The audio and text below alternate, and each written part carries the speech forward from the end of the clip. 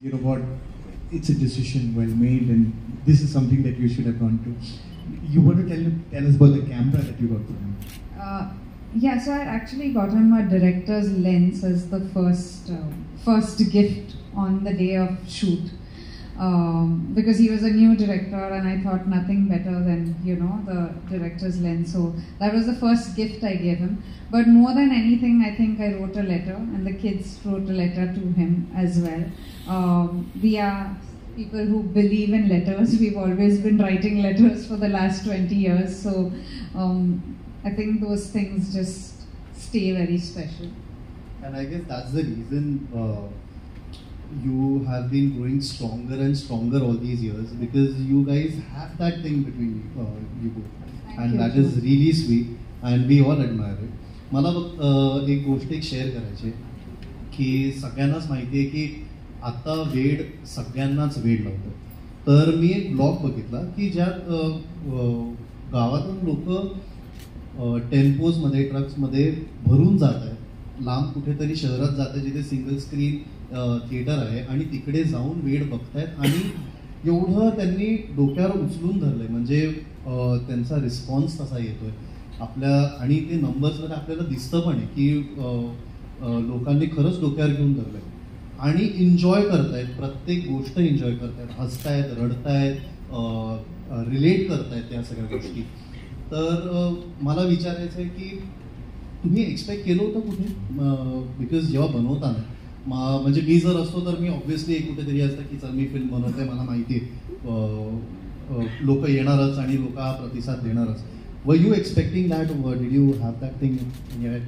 But before you take that question, let me extend it a little bit. I mean, taking a decision like this after being an actor first, and then when you take a decision, I mean, decisions are taken by so many people. But then when it gets a stamp of approval like this, the numbers that we have today, and I've just told right now that as a debut, a Marathi film debut, you're the first one who scores the numbers. 13 crores is no mean number. It's huge.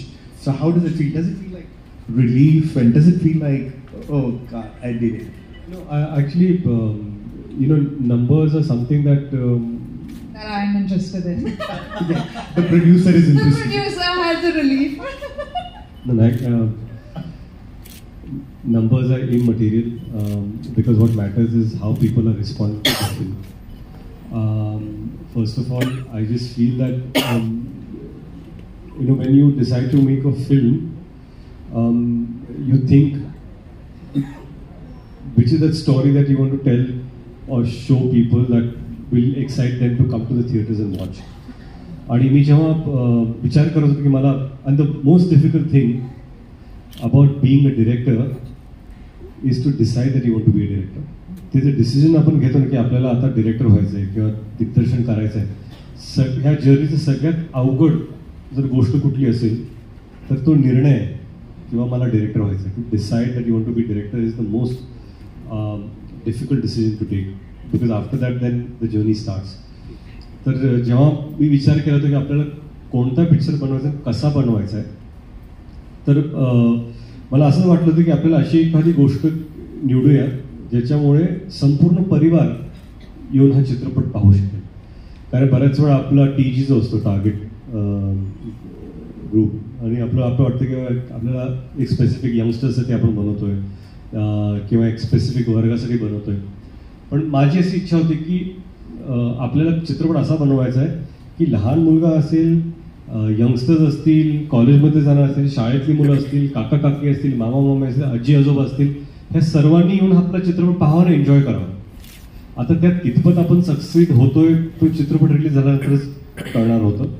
परंतु प्रामाणिकपणे मला असं वाटलं की आपल्याला एक मराठी मिलियूमधला चित्रपट बनवायचा आहे, जो ज्याच्यामध्ये महाराष्ट्रीयन कल्चर आपल्याला दिसेल, मराठी लोकांचं जे जसं राहतात ते दिसलं पाहिजे. कसं की आयडेंटिफायबिलिटी फार इम्पॉर्टंट आहे. I'm sure there are a lot of non-Marathi press here also. So मैं बोलना चाहता हूँ कि जब भी ये फिल्म डिसाइड की थी मैंने बनाने की, मुझे ऐसा लगा कि एक ऐसी फिल्म बनानी जो हर मराठी परिवार को ऐसा लगे कि ये मेरी घर की कहानी है, या काश मेरे घर में ऐसा हो कि मेरे घर में ऐसा हो रहा है, आइडेंटिफाइबिलिटी बहुत ज़रूरी थी, क्योंकि एक मिडिल क्लास फैमिली की ये कहानी थी. एंड जैसे इन्होंने कहा कि हमें बिल्कुल नहीं लगा कि ऐसे नंबर्स आएंगे, क्योंकि पोस्ट पैंडेमिक हमें पता नहीं था कि किस तरह लोग रिएक्ट करेंगे, क्या लोग थिएटर्स में जाएंगे. जहाँ पर मतलब हिंदी फिल्मों के लिए भी कभी कभी मुश्किल हो रहा था नंबर्स, तो मराठी में तो और भी मुश्किल ज़्यादा बढ़ जाती है, because Marathi audiences K pass first choice Hindi फिल्में हैं जो एक बड़ी बजट पे बनती है. तो how does one excite them to come to the theatres. But I am glad कि जिस तरह हमने ये सोचा कि ये इसका टीजर ऐसा होगा, या ये प्लानिंग ऐसे करेंगे, हम लोग इस तरह लोगों को अप्रोच करेंगे, या चाहे वो डिजिटल मार्केटिंग हो या टेलीविजन पे इंटीग्रेशंस हो, या किस तरह के प्रोमो काटने चाहिए, कौन से गाने पहले जाने चाहिए. I think all that collective effort, अब जब पीछे देखते हैं तो ऑफकोर्स जब ओपनिंग लगती है तो यू थिंक कि हाँ इट ऑल वर्क. अगर ओपनिंग नहीं लगी तो oh it didn't work at all. So मेहनत तो सभी करते हैं. I think we were just plain lucky, and we still are lucky कि audiences are going to the theatres to watch the film. Genelia, everybody should know this. आप जानते होंगे कि Genelia एक लकी मैस्कॉट है, और इन्होंने वेरियस लैंग्वेजेस में, काफ़ी लैंग्वेजेस में पिक्चरें की हैं, और इनका एक रिकॉर्ड रहा है कि हर फिल्म जो लैंग्वेज में इन्होंने किया है, जो डेब्यू किया है, वो सुपर हिट ही रहा है. So how does it feel to be, and you've done it with Wait seems to be your debut in Marathi, and then you have this impeccable record from Boys onwards to now. How does it feel? Was it stressful? Did it play on your mind even for a bit that okay, here's yet another debut in yet another language? So linguistically, yeah, no, I think what was playing on my mind is that after 10 years, will I be able to, act first of all? Will I be able to be back to the camera first of all? So that kind of haunted me here and there. And but having said that, I don't look for results. I just look for the journey.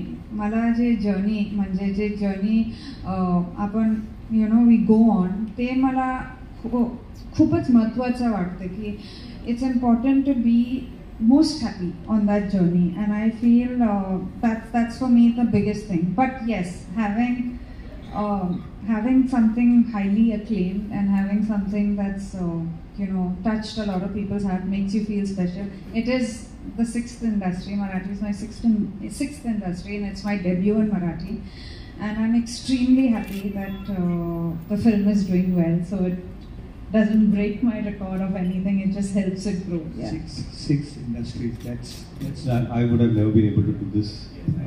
It's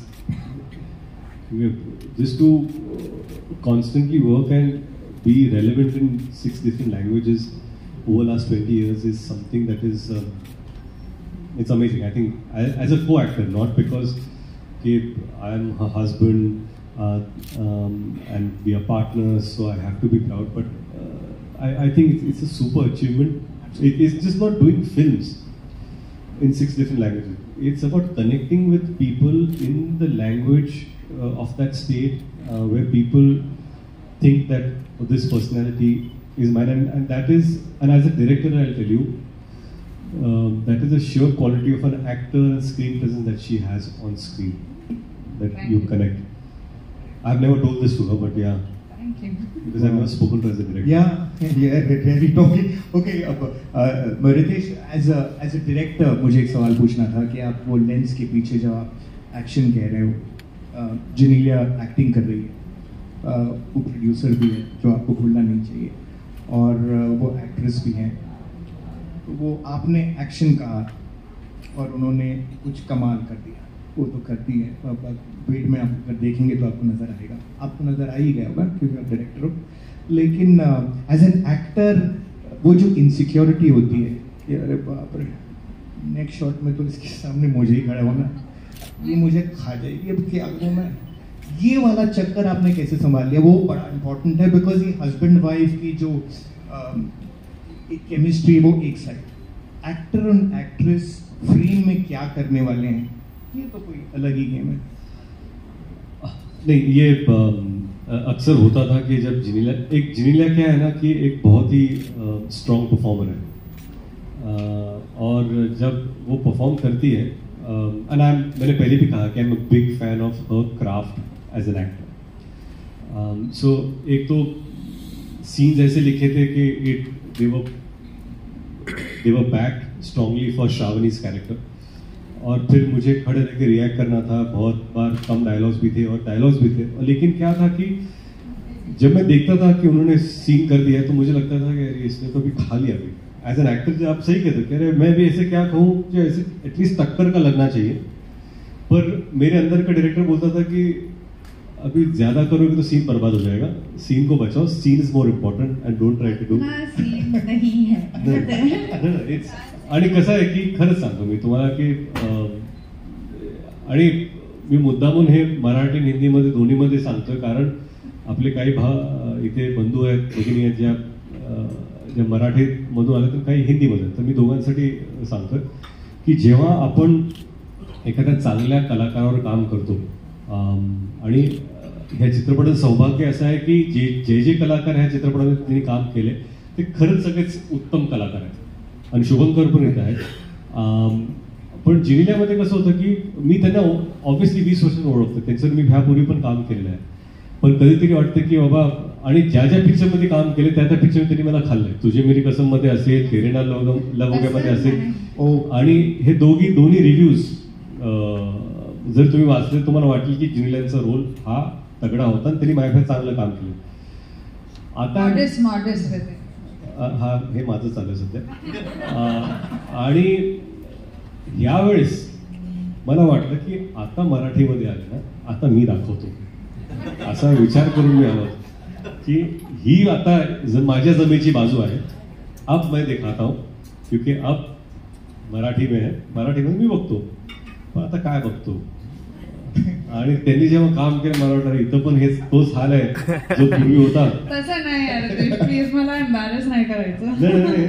नाही, मी as a director सांगतो, कौतुक करायचं म्हणून नाही, पण काय असतं की एखादा चांगला कलाकार जेव्हा तुमच्या समोर काम करतो तेव्हा तुम्हाला कुठेतरी वाटतं की, आणि ग्रोथ, प्रोग्रेस, मला असं वाटतं की एक सेन्स ऑफ मॅच्युरिटी 10 वर्षात त्यांनी जरी काम केलं तर ह्या कॅरेक्टरमध्ये जे श्रावणीचं कॅरेक्टर आहे ते ऍक्च्युली अतिशय मॅच्युअर कॅरेक्टर आहे. यापूर्वी त्यांनी म्हणजे तेरे नाल लव हो गया किंवा तुझे मेरी कसम त्याच्यासारखं कॅरेक्टर नाही आहे, किंवा इतर चित्रपटात त्यांनी जे कॅरेक्टर्स केलेले जे लोकांना यापूर्वी बऱ्याच भाषेत भावले पण असतील तसं कॅरेक्टर नहीं है. ये किरदार बहुत अलग था जो पहले किरदारों से था, और इसलिए मुझे लगा कि इसमें जो मेच्योरिटी थी वो एज एन एक्टर देखकर I was extremely impressed and excited to work with. आणि हे टेन्शन म्हणजे असंच टेन्शन आम्हाला पण यायचं की मॅमने एवढं खाऊन टाकलाय सीन, आता आपल्याला काहीतरी करावं लागणार. पण हे तर झालं एक ॲज अन ॲक्टर तुमचा रोल, पण सगळ्यात मोठी भूमिका तुम्ही साकारलीत वेडमध्ये ती म्हणजे प्रोड्युसरची.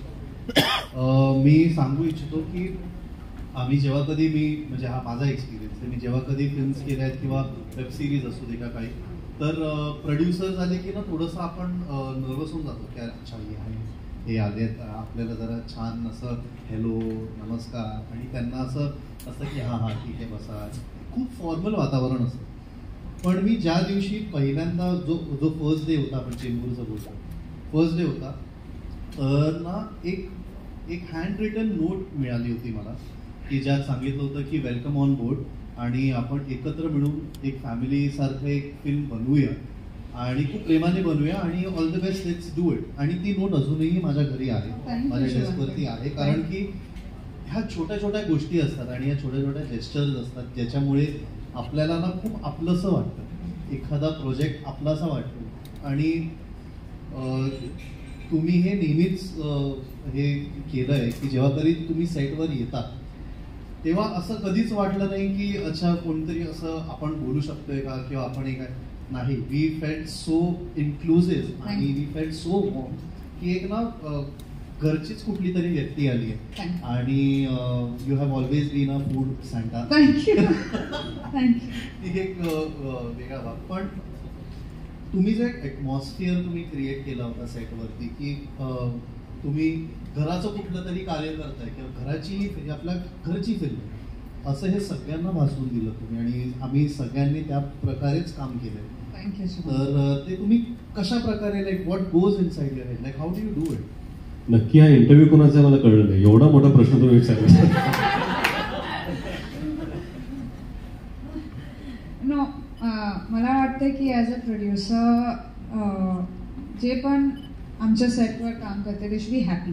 लाईक आय जस्ट फील की हॅपीनेस खूपच इम्पॉर्टंट आहे आणि एक जर्नी जे आहे that is very like I said before also, एक जर्नी जे आहे that is very important for me as a producer and for Ritesh. म्हणजे रितेश पण because he was a director, most of it came to me, but we are quite particular that everyone should enjoy. Manje ek smile that we want on everyone's faces, and I think that's the same thing with Raid. As a plan kiva intent, it wasn't there ki you say that it was great or other people say. Mala fakta असं वाटलं की everyone should enjoy it. आणि फिल्मचं नंतर जे success किंवा जे पण आहे म्हणजे तेव्हा आपल्याला माहीत नव्हते की Ved would do well, but whatever is the outcome everyone should take responsibility our की हे इट्स आवर वेड. तर that was the only motive while being a producer. I would like to take that a little further and tell Genelia that she don't go with this very sweet, laughing, lovely person that she is. But when it comes down to the set, she was into such micro detailing, and I'm sure the director would jump in there and say that because she's not a cosmetic producer. So किसी का birthday हो और एक shooting के बाद एक vegan cake आना है, वो केक कितने लोग खाएंगे, वो पूरा सेट के लिए वो सेट है या नहीं, सब लोग ठीक है कि नहीं, शेड्यूलर भी है, क्लोजेट शेड्यूलर है. अगर एक्टिंग बंद हो जाएगी, सब दुकान बंद होगी, तो शेड्यूलिंग की दुकान तो it can be open for sure, because she is absolutely hands-on producer who gets into the smallest detail, right, director sahib? मैं I'll tell you कि पहले 2-3 दिन ना मुझे लगा कि ये सब बहुत आसान हो जाएगा, और as a producer I just feel कि मेरा काम बहुत आसान हो गया, क्योंकि बहुत बार ऐसा भी था कि मैं क्रिकेट के सीन कुछ शूट कर रहा था और मुझे 3 दिन चाहिए थे, और मैंने कहा कि अच्छा मुझे 3 दिन चाहिए.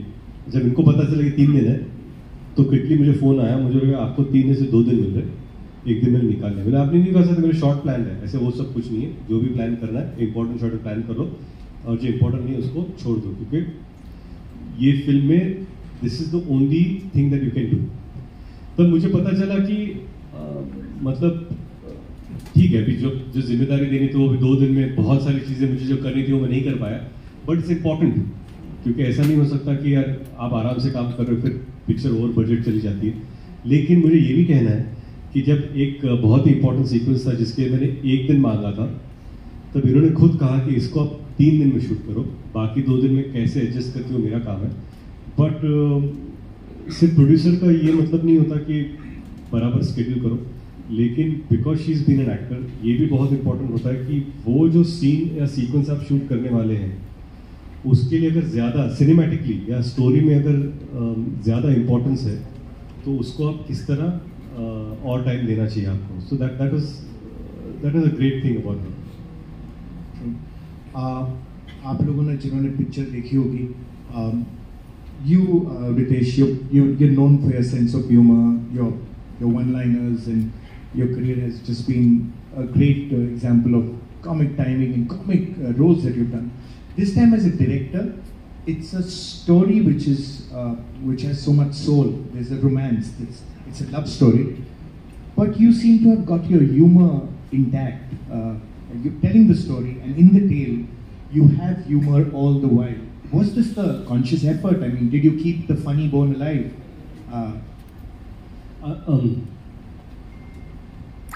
बहुत सारे लोगों को लगता था कि शायद अगर मैं जब डायरेक्ट कर रहा हूँ उनको लगा मैं कॉमेडी फिल्म डायरेक्ट करूँगा.